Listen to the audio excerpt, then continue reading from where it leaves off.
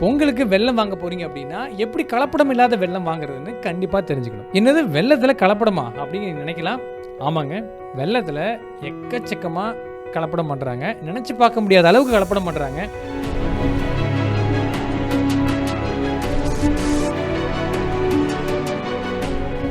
மேலும் வெல்லத்தில் கலப்படம் செய்யப்பட்டிருந்த மைதா மாவு, சர்க்கரை போன்றவை பறிமுதல் செய்யப்பட்டன. அந்த சர்க்கரை மூட்டைகளை எடுத்துச் செல்லக்கூடிய காட்சிகளை பார்த்துக் கொண்டிருக்கிறோம். இது மட்டும் இல்லாமல் அந்த கரும்பு பாகில் அதிகப்படியான சர்க்கரை, அதாவது நேரடியாகவே சர்க்கரையை கலந்து இந்த வெல்லமானது உற்பத்தி செய்யப்படுகிறது. சர்க்கரை கலக்கிறதுனால இந்த ஃபெர்டிலைசர் சூப்பர் பாஸ்பேட்னு இருக்குது, அதை அதிகமாக உபயோகப்படுத்த வேண்டிய சூழல் இருக்குது. என்னென்ன கலப்படம்லாம் பண்ணுறாங்க, எப்படி அதை கண்டுபிடிக்கிறது அப்படின்னு இந்த வீடியோவில் பார்க்கலாம். நானுமே ஆரம்பத்தில் சும்மா ஏதோ ப்ரிசர்வேட்டிவ் இல்லை இனிப்பு சேர்ப்பானுங்க, சர்க்கரை சேர்ப்பானுங்க அப்படின்னு நினச்சிட்டு இருந்தேன். சில உள்ளே போய் படித்து பார்த்தா தலையை சுற்றிடும் போல இருக்கு, கண்டதெல்லாம் சேர்க்குறாங்க.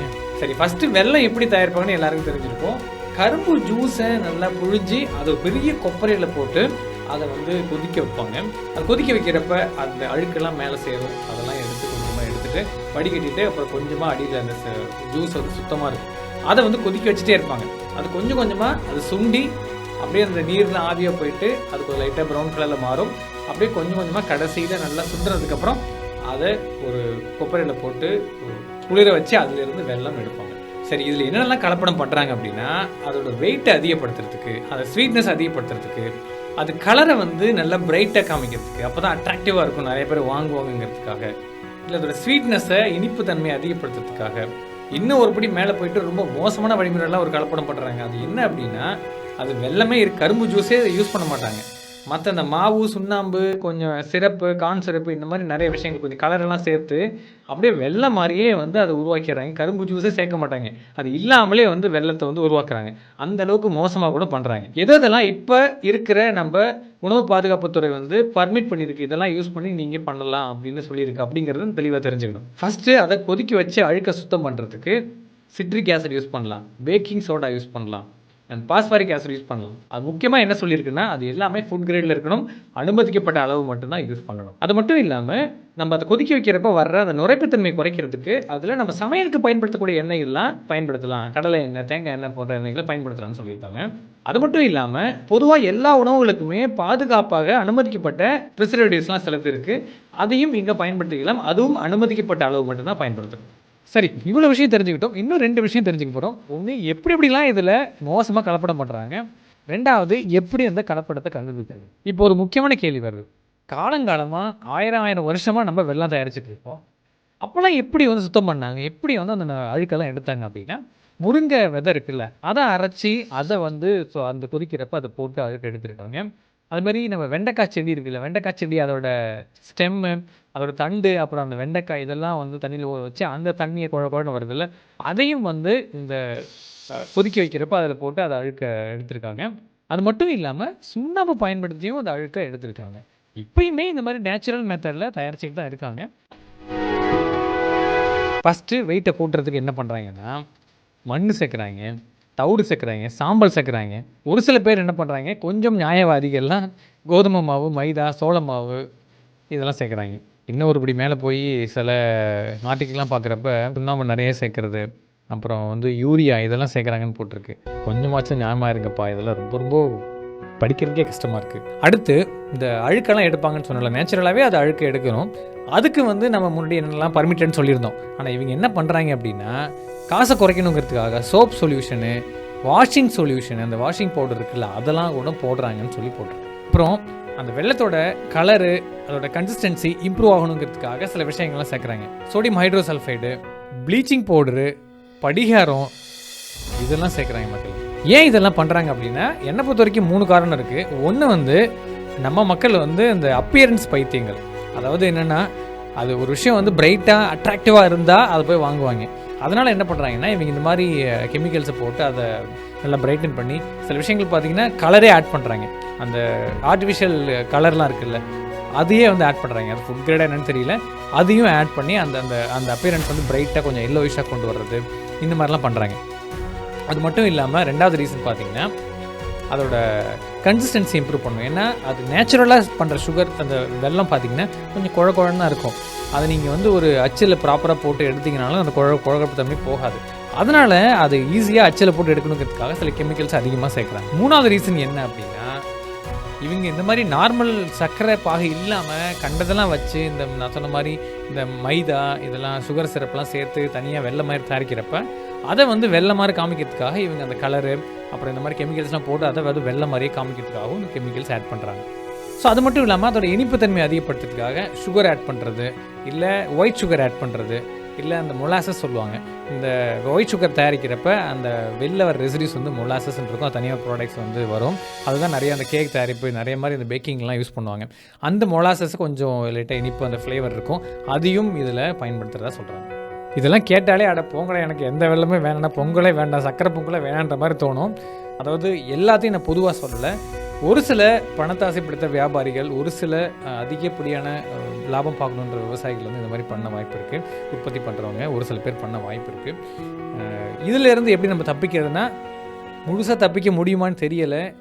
உணவு பாதுகாப்பு துறை இது வந்து ரெகுலராக இது சம்மந்தமாக நிறைய நடவடிக்கைகள் எடுத்துக்கிட்டு தான் இருக்காங்க. இன்ஸ்பெக்ஷன் பண்ணி ரெய்டு விட்டு எங்கெங்கெல்லாம் இந்த மாதிரி தரமே இல்லாத வெள்ளங்கள் தயாரிக்கப்படுதோ இல்லை விற்கப்படுதோ இல்லை வச்சுருக்காங்களோ ரெய்ட் பண்ணி அதெல்லாம் வந்து பறிமுதல் பண்ணுறாங்க. அப்படி இருந்தாலும் ஒரு சில கைட்லைன் கொடுத்துருக்காங்க. எப்படிலாம் நீங்கள் வெள்ளம் வாங்குறப்ப நீங்கள் கவனமாக இருந்து சரியான வெள்ளத்தை வாங்கலாம் அப்படின்னு சில இன்ஃபர்மேஷன் கொடுத்துருக்காங்க. இந்த பொங்கலுக்கு வெள்ளம் வாங்குறப்ப கலப்படம் இல்லாத வெள்ளம் நம்ம வாங்குறதுக்கு 4 முக்கியமான ஸ்டெப்ஸை நம்ம ஃபாலோ பண்ணலாம். ஃபஸ்ட்டு அந்த வெள்ளத்தோட கலரை பாருங்கள். நார்மல் வெள்ளம் பார்த்தீங்கன்னா ஒரு மாதிரி சாக்லேட் ப்ரௌனிஷாக இருக்கும். இல்லை இதுவே ரொம்ப மஞ்சளாக கோல்டன் ப்ரௌனாக வெளிர்ந்து போயிருக்கு அப்படின்னா அது கெமிக்கல் அதிகமாக பயன்படுத்தப்பட்ட வெள்ளமாக இருக்க வாய்ப்பு இருக்குது. அடுத்து அந்த வெள்ளத்தோட அவுட்டர் சர்ஃபேஸ் பார்த்தீங்கன்னா, நார்மலாக உள்ள வெள்ளத்தோட அவுட்டர் சர்ஃபேஸ் பார்த்தீங்கன்னா காற்று பட்டு கொஞ்சம் சாஃப்டனாக இருக்கும். சிலது ஸ்டிக்கியாகவே கூட இருக்கும், லைட்டாக உருகி போய் போன மாதிரி கூட இருக்கும். ஆனால் கெமிக்கல் அதிகமாக யூஸ் பண்ணப்பட்ட இருக்கிற வெள்ளத்தில் பார்த்தீங்கன்னா, இல்லை சுகர் அதிகமாக யூஸ் பண்ணியிருக்காங்க, ஒயிட் சுகர் யூஸ் பண்ணியிருக்காங்கன்னா ஒரு மாதிரி கிறிஸ்டலைஸ் ஆகி மேலே ரொம்ப ஹார்டாக வெள்ளையாக படிஞ்சிருக்கும், உப்பு படிஞ்ச மாதிரி இருக்கும். அப்படி இருந்துச்சு அப்படின்னா அது வந்து கெமிக்கல் அதிகமாக பயன்படுத்தப்பட்ட வெள்ளமாக இருக்கும். அந்த மாதிரி அதிகமாக பயன்படுத்தப்பட்ட வெள்ளங்கள் பார்த்தீங்கன்னா தொட்டு பார்க்குறப்பே ஒரு மாதிரி ஹார்டாக இருக்கும். வீட்டில் வந்து அதை க்ரஷ் பண்ணுறப்பெல்லாம் பார்த்தீங்கன்னா ரொம்ப ஹார்டாக இருக்கிற மாதிரி இருக்கும். 3வது அதை ஸ்மெல் பண்ணி பார்த்தீங்க அப்படின்னா லைட்டாக அந்த எர்த்தி அரோமான்னு சொல்லுவாங்க. அதாவது ஒரு ஸ்வீட் எர்த்தி அரோமா, ஃப்ரூட்டியாக இல்லை ஒரு மாதிரி ஒயினி அரோமான்னு சொல்லுவாங்க. அது எப்படின்னா, நார்மலாக நிறைய பேருக்கு தெரிஞ்சிருக்கும், வெள்ளத்தை நிறைய மோந்து பார்த்துருப்பாங்க. சில டைம் அந்த மண் கலந்த அந்த மண் வாசனையோட கரும்பு வாசனையோட ஒரு ஃப்ரூட் வாசனையோட சேர்ந்த மாதிரி ஒரு அரோமா இருக்கும். அந்த மாதிரி இருக்கும். இதுவே கெமிக்கல்ஸ் அதிகமாக பயன்படுத்தின வெள்ளமாக இருந்துச்சு அப்படின்னா ஒரு கெமிக்கல் ஸ்மெல் வரும். இந்த ப்ராப்பர் அந்த அரோமா, அந்த எர்த்தி அரோமா வந்து இருக்காது. இல்லை எந்த ஸ்மெல்லுமே இல்லாமல் இருக்கலாம். இல்லை ஒரு மாதிரி லைட்டாக நெடி வர மாதிரி ஸ்மெல் வர வாய்ப்பு இருக்குது. அடுத்து 4வது அதோட டேஸ்ட்டு. அதை டேஸ்ட் பண்ணி பார்க்குறப்ப நார்மல் ஜாகரி, அது நார்மல் வெள்ளம் எப்படி இருக்கும் அப்படின்னா ஒரு மாதிரி ஃப்ளேவரோட ஒரு மாதிரி சால்ட் கலந்த ஸ்வீட், நல்லா நேச்சுரல் ஸ்வீட்னஸ் இருக்கும். இதுவே கலப்படமான நீங்கள் வெள்ளம் டேஸ்ட் பண்ணி பார்த்தீங்க அப்படின்னா ஒரு மாதிரி ஃப்ளேவர் இல்லாமல் ஒரு ஃப்ளாட் ஸ்வீட்னஸ் இருக்கும். நீங்கள் அந்த ஒயிட் சுகர்லாம் பார்த்துருப்பீங்க, அந்த மாதிரி இருக்கும். அப்படி இல்லாட்டி கசப்பாக இனிப்பு கசப்போ சேர்ந்த மாதிரி கூட இருக்க வாய்ப்பு இருக்குது. சரி, இந்த ரூல்ஸ்லாம் வச்சு நம்ம ஒரு கலப்பட வெள்ளத்தையும் நார்மல் வெள்ளத்தையும் பிரித்து எடுத்துடலாமா அப்படின்னா கண்டிப்பாக எல்லாராலையும் முடியுமான்னு தெரியாது, எல்லா சமயத்துலேயும் முடியுமான்னு தெரியாது. ஏன்னா இப்போ வந்து கலப்படம் பண்ணுறாங்களா இன்னும் ஸ்மார்ட் ஆகிட்டாங்க. எப்படியும் கண்டுபிடிக்க முடியாத மாதிரி அதை வந்து நார்மல் வெள்ளம் மாதிரியே மாற்றுறதுக்கு என்னென்ன பண்ணணுமோ எல்லாமே பண்ணி கூட விற்கிறாங்க நிறைய பேர். அதனால் ஓரளவுக்கு நம்ம அதெல்லாம் கண்டுபிடிக்க முடியும். இப்போ நியூஸாக கண்டுபிடிக்க முடியுமானா லக்கு தான். சரி, ஆனால் இது இல்லாமல் ஒரு சில டெஸ்ட்லாம் இருக்குது, வீட்லேயே பண்ணுற மாதிரி சில டெஸ்ட்லாம் இருக்குது. அதை வச்சு ஓரளவு வந்து கலப்பட வெள்ளத்தையும் இதையும் வந்து நம்ம பிரித்து கண்டுபிடிக்கலாம். ஆல்ரெடி நீங்கள் வாங்கிட்டீங்க அப்படின்னா இந்த டெஸ்ட்லாம் ட்ரை பண்ணி பாருங்கள். ஃபஸ்ட்டு டெஸ்ட்டு தண்ணியில் கரைச்சி பார்க்குறது. கொஞ்சமாக எடுத்து தண்ணியில் கரைச்சிங்கன்னா அது முழுசாக கரைஞ்சிரும். ஆனால் இதுவே கலப்படம் வெள்ளமாக இருந்துச்சுன்னா இந்த சாக்கு, மண், சாம்பல் இது மாதிரி சேர்த்துருக்காங்க அப்படின்னா அது வந்து உள்ளே வந்து டெபாசிட் அந்த அடியில் வந்து படிஞ்சிருக்கும். அதை வச்சு நீங்கள் கண்டுபிடிக்கலாம். அடுத்தது நான் ஏற்கனவே சொன்னது தான் எக்ஸசிவ் ஹார்ட்னஸ். ஒரு சின்ன பீஸ் ஆஃப் அந்த வெள்ளத்தை பிச்சு கையில் வச்சு நல்லா நசுங்கினீங்கன்னா அது வந்து நசுங்கிடும் நார்மல் வெள்ளமாக இருந்துச்சு அப்படின்னா. இதுவே கலப்படம் வெள்ளமாக இருந்துச்சு, இல்லை அந்த மாதிரி கெமிக்கல்ஸ் அதிகமாக பயன்படுத்தப்பட்ட வெள்ளமாக இருந்துச்சு, சுகர் நிறைய சேர்த்துருக்காங்க அப்படின்னா அந்த வெள்ளம் வந்து ரொம்ப ஹார்டாக இருக்கும், கல்லை பிடிச்சி அழுத்துற மாதிரி இருக்கும். அடுத்து அந்த வெள்ளத்தை ஒரு சின்ன ஸ்பூனில் ஒரு கரண்டியில் எடுத்து கொஞ்சமாக போட்டு அதை ஹீட் பண்ணிங்க அப்படின்னா அது வந்து அது வந்து கரைஞ்சி அது உருகி ஒரு நல்ல ஸ்மெல் வரும். இதுவே நீங்கள் ஒரு அடல்ட்ரேட்டடாக இருந்துச்சு அப்படின்னா ஒரு மாதிரி பிளாஸ்டிக் ஸ்மெல் கூட வர வாய்ப்பு இருக்குது, இல்லை ஒரு பஞ்சன் ஸ்மெல்ல வர வாய்ப்பு இருக்குது, அதாவது நெடியேற மாதிரி. அடுத்து வந்து அந்த வெள்ளத்தை ஒரு சின்ன பீஸ் எடுத்து எரிச்சு பார்க்குறப்ப நார்மல் வெள்ளம் வந்து முழுமையாக எரிஞ்சிடும். அந்த அடியில் படிகிற சாம்பல் அந்த ரெசிடியூ வந்து ரொம்ப கம்மியாக இருக்கும். இதுவே வந்து கலப்படம் பண்ணதாக இருந்துச்சுன்னா இன்னும் அதிகமாக அதில் வந்து அந்த ரெசிடியூ இருக்கும்னு சொல்லுவாங்க. வேறு என்ன பண்ணலாம் அப்படின்னா, ஒரு கிண்ணத்தில் சின்ன கிண்ணத்தில் வெள்ளம் எடுத்துகிட்டு அதில் வினிகரோ இல்லை லைம் ஜூஸோ நீங்கள் சில சொட்டுகள் போட்டிங்க அப்படின்னா அதில் நுரம் வந்துச்சுன்னா அது கலப்படமான வெள்ளம் அர்த்தம். ஏன்னா அதில் வந்து இந்த வாஷிங் சோடா இதெல்லாம் அதிகமாக யூஸ் பண்ணியிருந்தாங்க அப்படின்னா இந்த மாதிரி வரும். இதுவே நார்மல் வெள்ளமாக இருந்துச்சுன்னா அந்த மாதிரி எந்த ரியாக்ஷனும் இருக்காது.